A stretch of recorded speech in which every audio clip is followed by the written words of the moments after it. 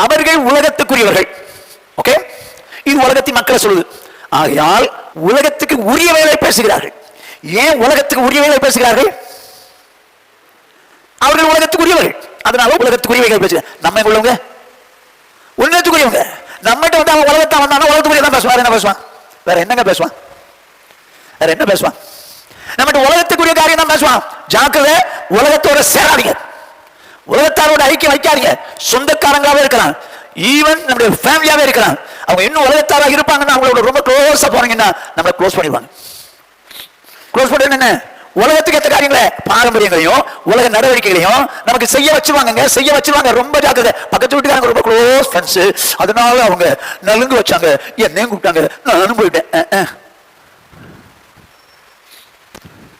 ஏங்க, அவங்க உலகத்துக்குரியவர்கள், உலகத்துக்குரியவையை பேசுவார்கள். உலகமும் அவர்களுக்கு செல் கொடுக்கும், உலகம் தான் செல் கொடுக்கும். நம்ம உலகத்தார் அல்ல, நம்ம உலகத்தார் அல்ல.